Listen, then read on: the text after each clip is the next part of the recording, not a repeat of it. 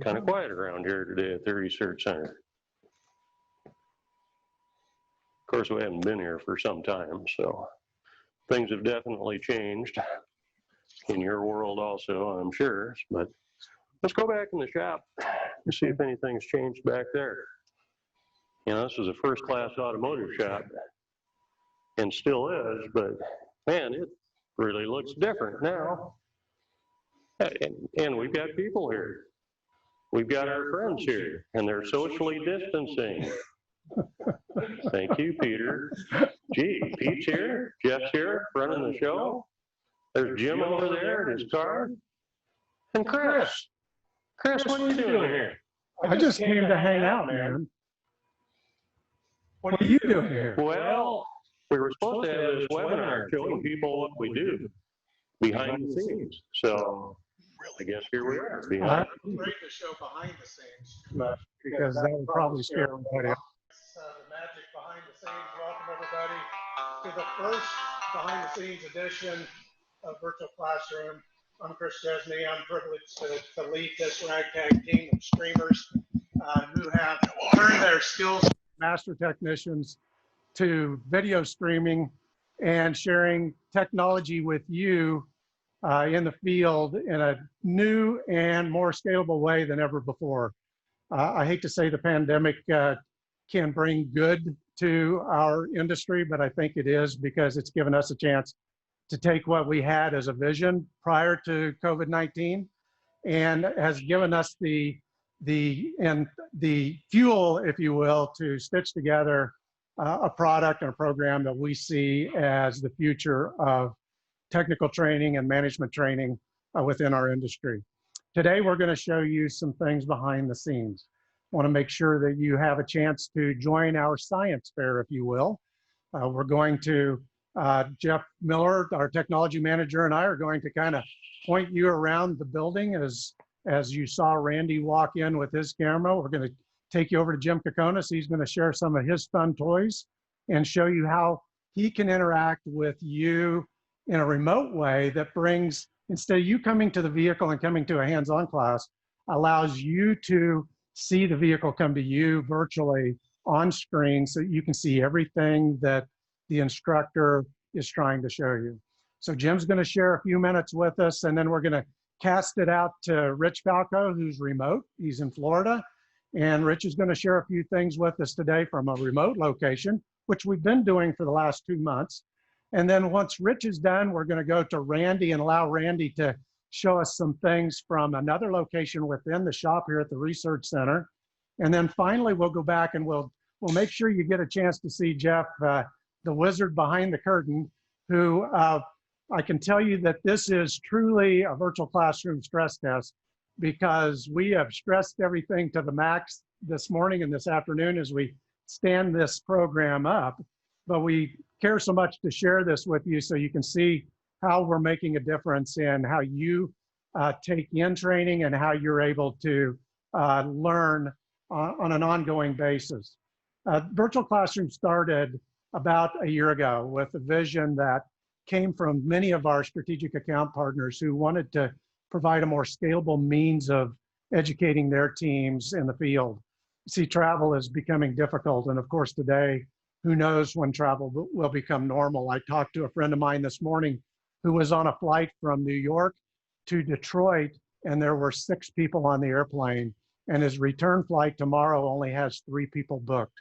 So travel is going to change, and it's not going to be as common as it was. So the virtual classroom is going to give us an opportunity to serve you in a way we couldn't before, but preventing you from having to travel and get out for 4-hour evenings on a regular basis, stay in the safety of your home or your shop, and gather the information you need. So about a year ago, we started stitching together this studio, and Randy kind of panned around and showed you some of the technology playing here in the studio. We have 4K cameras. We've got more monitors than we know what to do with. We've got not enough sound, that, believe it or not. Sometimes we have too much sound, but we have the opportunity to bring the shop to you on screen. And the vision for the strategic accounts was to do just that. But when the pandemic hit in March, after Vision, we came back and we kind of settled ourselves into, okay, what's going to be next? How long is this going to last? And it was pretty evident quickly, to me at least, that this was a watershed moment in our history, that normal wasn't going to be normal again, not for a long period of time. We may get back in the classroom in a year or two, but in the near term, we probably aren't. And who knows when that's going to start? And who knows which parts of the country are going to feel comfortable coming into the classroom again and participating in the way we used to do things. So here at CTI WTI, we've stood up this platform of virtual classroom to allow us to bring those classes to you virtually. And because of the pandemic, it allowed us to think outside the box. In fact, we threw the box in the dumpster and have designed this from the ground up. We gave a vision to the team about a month and a half ago, and I can tell you the results have been astonishing. I walk into this room and have not been on the classroom events over the last couple of months. I've let the team do that, and I'm so proud of them and what they've done in the way of figuring out how, number one, all this wild technology works, and more importantly, how to convey that to you at a distance so that it's a meaningful opportunity that we transfer knowledge, but also engage you in the conversation. So with that, I'm going to share with you real quickly that virtual classroom is not disappearing after the pandemic. It is being designed and stood up as an integral part of our delivery model. In fact, over the next year, you will see virtual classroom replace some, not all, but some of our classroom events. And it will be totally dependent on our ability to get to those locations and your ability and willingness to attend. So as part of that effort, we're integrating Zoom, which is our platform that we use to broadcast. We're integrating Zoom into our learning management system. So if you're not a member of our learning management system, we encourage you to do that today. If you are, we encourage you to log in and start getting familiar with the platform, because in the very near future, by the end of June, you will be able to see the schedule of virtual classroom events, enroll in them, and click on the link of the event you want to attend and participate, and that will be logged in your transcript. So we'll expand what we're doing today into meaningful training. And today I'm just excited to bring the team into the research center, which we haven't been in for 2 months. A few of us, I think, have snuck in. I think Jim snuck in the back door and grabbed a few items to take home, and Pete did as well. But today we stood up, and actually in the last 2 days, we stood up this equipment, trying to get it back to the form it was when we walked out of the building. That's why Jeff's at a high stress level right now, because getting all of this stitched together, when you see behind the scenes, is an amazing task. But these guys have shown their mettle in making this all work. So today is a science fair. And the first thing we're going to do today is we're going to send it over to Jim.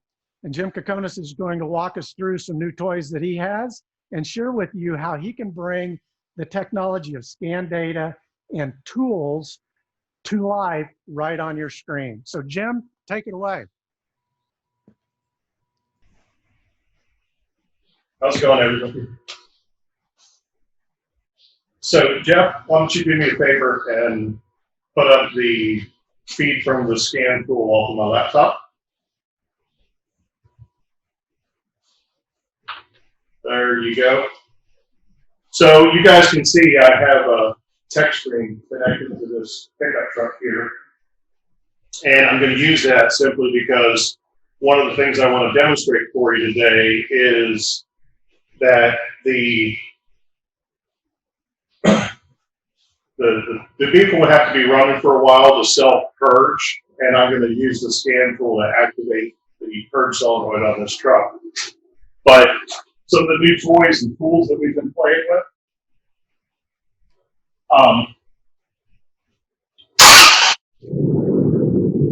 is the ability to go ahead and bring live scan tool data to you. So obviously I have a fully functional text screen, and I'll tell you what we're going to do, Randy. Since you have a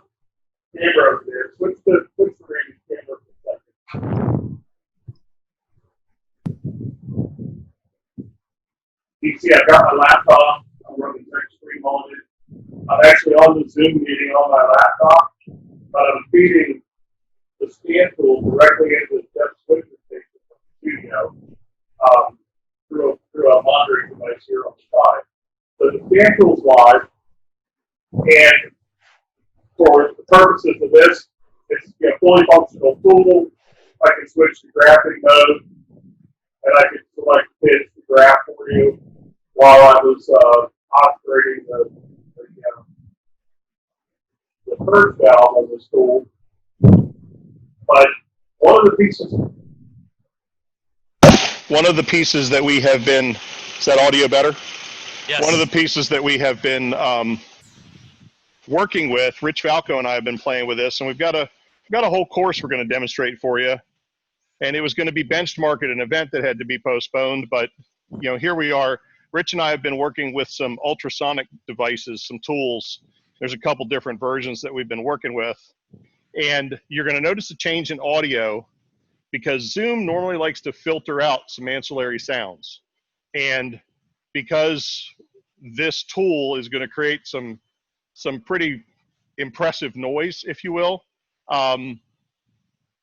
Zoom is going to try and cancel it out. So we're going to have to go to original sound and take some of the features out of Zoom so that you can hear this. So Jeff, go ahead and turn on original sound, and let's get the feed off of this device. Now this device doesn't listen to normal audio. It listens to things outside the range of human hearing, and I have the ability to listen through the air to sounds that are coming through an airborne signal, or I can use the touch probe and it's selectable. So that was my finger just scraping that stainless steel probe. And what I'm going to do is I am going to command the purge valve on this vehicle. And then I'm going to touch the purge valve at the back side where the mechanical valve is located. That's just, so that is the solenoid itself clicking at its duty cycle. But then to show you the level of detail that we can hear, I'm now going to go to the side of the valve that holds where the air gets cut on and off, and listen to the difference in the sound.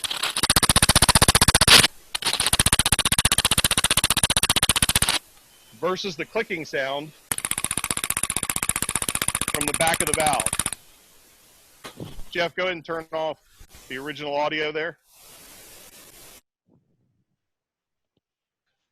So what you're actually hearing is when that purge valve is operating, you're actually hearing the flow of the vapor purge from the canister flowing into the intake manifold. It's that sensitive. And you can hear the difference between the mechanical actuation of the valve and the actual flow of air inside that solenoid as it moves its way to the intake manifold. So that's just one of the testing tools and techniques. We have output the sound profiles into oscilloscopes. We've used them for a bunch of different testing and techniques that we're going to share with you shortly. But that's just one of the ways that we're going to be able to bring everybody to the car. And then one of the reasons I'm so excited about this is a lot of us have been, as instructors, we've had classes, we've had live classes in the shop. There's, for certain things that we try to do in the shop, like the actual demonstrations of, a specific technique or hooking up a scope or doing different things, you can only show that to so many people at a time. But in this environment, since it's a couple of us standing here and a few of us running camera equipment, we can have a bunch of people getting the best seat in the house. And you can see it all. Everybody can see the scan tool. Everybody can see where the test was taken. And so we're really looking forward to bringing more of this to you in the future as we roll out more of this class material. Send that over to Rich. Rich, it's all yours. It's me. All right. Can you guys hear me okay? All right. Bear with me here as I share my screen.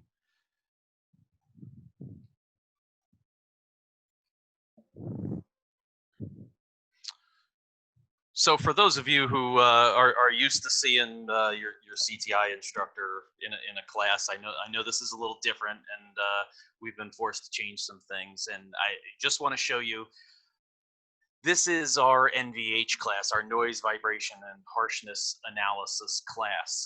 And I've already done this for my guys in the Jacksonville region and actually a bunch of guys in Florida uh, and Georgia. So we have the ability to present a class and kind of recreate that classroom environment. For the attendees in this class right now, there is a chat where you, and I already people are commenting on some of our audio troubles and things like that. We have the ability to put up polls and ask you guys, and during one of these classes, we have the ability to turn your mic on. So if you have a question, maybe not all of us type that great, and the chat would fly past you, and you'd lose that spot to ask that question.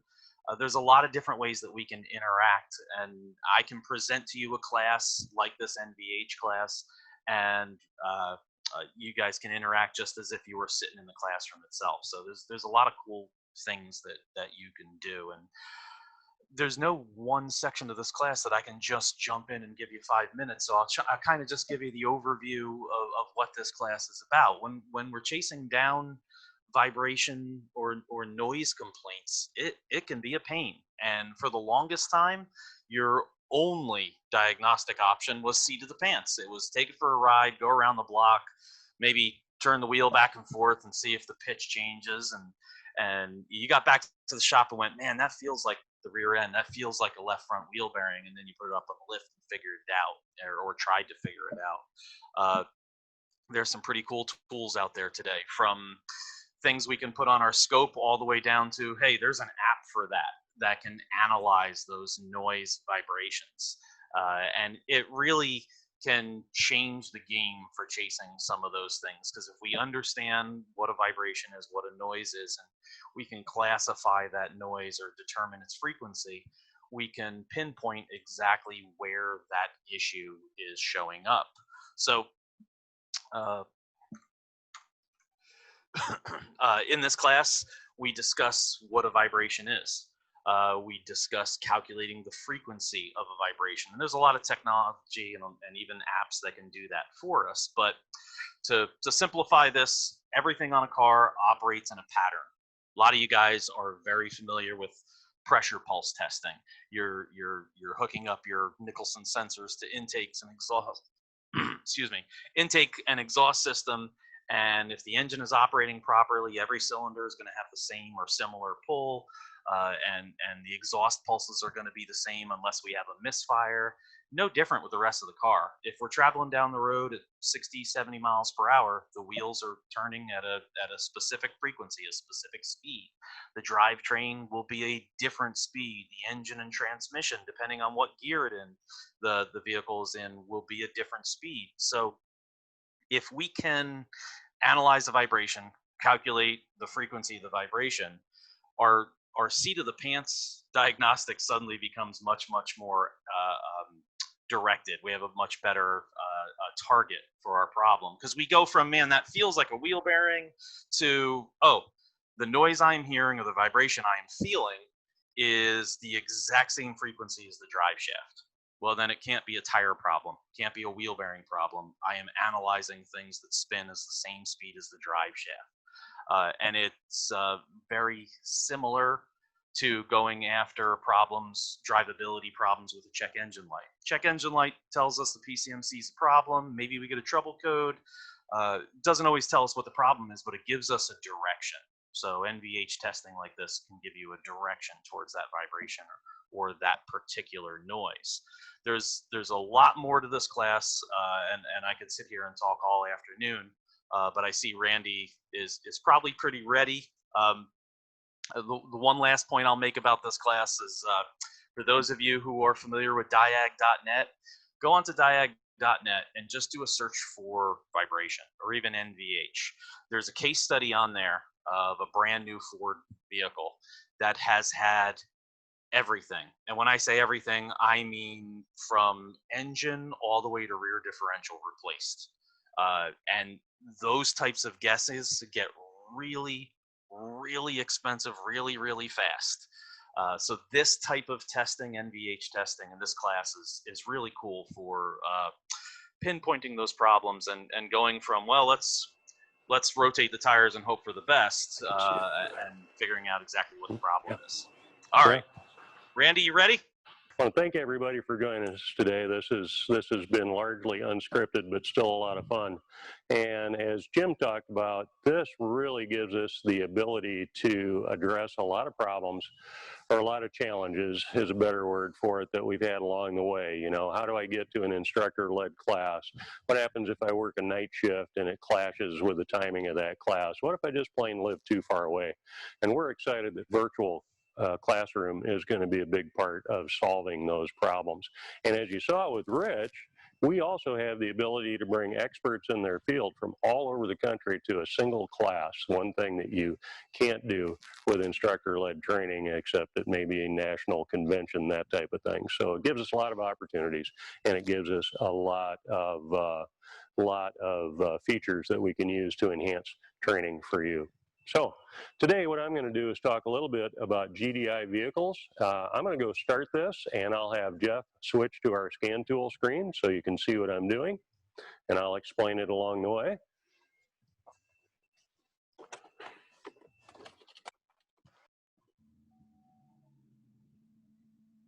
Okay, what we're going to do with this vehicle is do a fuel rail pressure test, which is a bidirectional control, and this is probably something that a lot of you guys have done in the past. So I'm going to go ahead and select fuel rail pressure. I've already set the scan tool up for this particular vehicle. Don't forget to plug in those accurate RPO codes, because that does make a difference.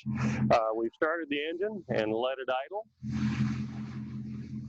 And now we're going to go ahead and go into our test. Now, GM gives us the distinct opportunity to learn what a megapascal is, because they report that out in megapascal, not PSI. But just think about 145 pounds per megapascal, and you can do the math. I'm going to go ahead and increase this. I'm going to bring it up to maximum pressure. And as some of you have already realized, that when you start getting to maximum pressure, which is about 21 megapascals for this particular vehicle, you start to hear some funny noises. And those funny noises are a combination of noise at the pump drive and hydraulic noises within the system. So don't be too excited when you hear that, but also don't leave it there all day either. You want to see if it'll reach maximum pressure, and then see if it'll return. Okay? And you can probably hear some of those noises. I'll give Jeff's truck a break and turn that back down again.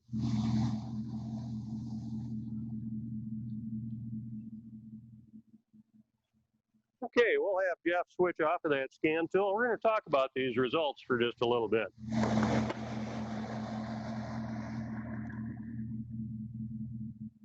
Now, why is this a good stress test for a GDI system, any GDI system? Well, first of all, you're taking one element of building pressure out of the mix, and that is RPM. If you can build to maximum pressure at an idle RPM, you can certainly build to maximum pressure easily when you're at operating speed or cruising speed or even wide open throttle. So what that tells us is that we've got good reserve in that fuel system. So it's an excellent test to start with. However, what happens if we're not getting a good result? What if we can't meet that maximum pressure even at idle? Well, we have to start to look at some things. First thought may be it needs a pump, and that may be, but it's not the first thing you want to check. The first thing you want to verify is that we've got a good electrical signal to the pump, and then we've got good feed pressure to that pump. If you don't have good low pressure, you can't develop good high pressure. It's just as simple as that. So you need to verify that you have good feed pressure to the pump. Need to verify that the timing of the camshafts are correct. Now, this may sound really odd, but timing on that camshaft is absolutely critical, because the spill valve built into this pump opens at a particular degree and it closes at a particular degree of camshaft rotation. And if you're not hitting the mark because your camshaft timing is off, you can't develop accurate pressures. And it's not always low pressure. Very often it's high pressure that reaches beyond what we would consider a maximum or controllable level. So those are things you need to consider too. So last but not least, if you verified that you've got good feed pressure, you've got a good electrical signal, you've got all of the things to make that pump work and it's not working, and you're ready to pull the trigger on that pump, don't forget leaks. We have to consider that even a small leak on this system can cut down the ability of that system to reach maximum pressure. So if we've proven all of that, we should be able to change that pump and not have any issues, right? Wrong. Last thing we want to check when we're disassembling that system is the drive system to this pump. Because if that camshaft lobe or that follower or the pump itself has an extreme amount of wear, you cannot develop adequate rail pressure in that system. So that, in a nutshell, is our checklist of what we need to look at when we consider changing a GDI pump because we're not developing sufficient rail pressure. Okay, that's our tech tip for today. We've got the rest of the crew here. We'll do a little recap and sign off. And please add your comments to chat along the way. We've got people monitoring chat also. So. Okay.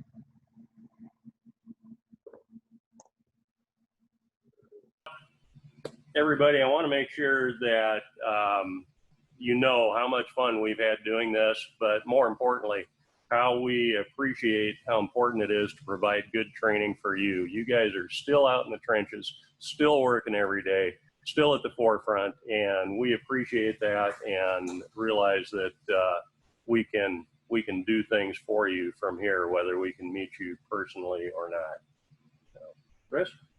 Randy, thanks. Jeff, thanks. Jim.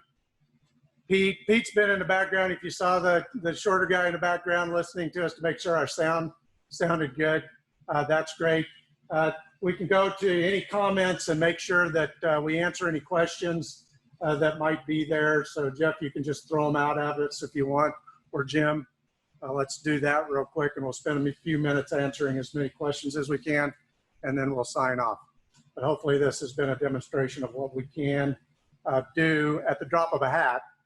I promise we'll have a standard operating procedure and it'll be a little easier in the future. So one of the questions, did you get the portable ADAS? I had it shipped. I don't see it in the background, so that's got to be Kip. Yes, Kip, it's here. I promise. It's not on eBay anymore. We pulled it down because we knew you'd be watching. So, any other questions that are up there? I'll let you guys feed them to me because I can't see them. Is there a technical reason we're using Autel or just a personal preference? It was handy and we plugged an HDMI port cable into it and went with it. It was just handy. You'll see other tools coming from this building very soon. There was one laying over on the Chevy pickup just a few minutes ago. So you'll see other technologies served up from OE scan tools. We had TechStream hooked up today. If you missed that, that wasn't an Autel. Autel does make a decent product, as do others, and we're here to be as agnostic as we can be and serve up content that makes sense in your shop. you can blame it on my stock answer. You blame it on what? My stock answer. Okay, so your stock answer. Randy hates all scan tools equally, and so he just happened to pick up that one. I reminded him that you always hate the scan tool that you hold, and you like everything else because the one that you're holding isn't working for you. Any other questions? Are we planning on all levels of training? Are we planning on all levels of training? So one of the things that the team has been challenged with over the last couple of months, especially the development team, which these guys work in, is to take our vast catalog of content and work in a way to, I call it chunk it up, but slice and dice that content into meaningful small packets of content that can be delivered through virtual classroom. The ultimate end game That process will serve us in the interim. But our end game is to understand in the various disciplines of our industry, of our craft, air conditioning, electrical, steering and suspension, brakes, those disciplines that we use every day, diagnostics, that sort of thing, to be able to know what the competencies are at the end of the day that a technician needs to perform those tasks and work on those systems. And so we're challenging them to work backwards, know what the competencies are, find the content that we already have that helps build the knowledge base, challenge the skills, prove the skills so that we can build a ongoing career path for technicians in each of those disciplines. So yes, it'll be meaningful. We'll have foundation classes, we'll have advanced classes, we'll have everything in between, and you'll be able to find them scheduled in our learning management system in a way that we'll be able to manage them in our learning management system in a way that allows you to choose a time and date that fits your needs. So if you can't attend tonight's advanced AC class, enthalpy chart class, and you want to get to that class, but it's just not convenient for you tonight, look in the system, you'll see another 3 or 4 sessions scheduled for that week or the next, and then we'll start that cycle all over. So there's always stage starting points within each of those career paths. So let me leave you with this. This has been fun, number one. Number two, stress levels have gone way down. Jeff's smiling again. The guys reminded me today that about a year ago, I made the request that we stand up a video studio so that we can create content and short micro-learning content in the studio. And that I wanted a one-button push to be able to allow a developer like Jim or Pete or Randy to walk into the studio, push a button, it turns everything on. They record what they want to record, they hit stop, they go back, there's very little pre and post production, and they put it in the can and serve it up. Jim serves up now that we have the one button push, and that's Jeff Miller. Jeff is the brains behind this system. He makes all of this work, and it's a hell of a lot harder than fixing a car, isn't it, Jeff? So we thank Jeff and all of his magic in the background. Thank you, Jim. Thanks, Pete, in the background for listening to everything and making sure we're online. Thanks, Randy, for leading the team. I'm Chris Chesney. We're out until next week. Thanks.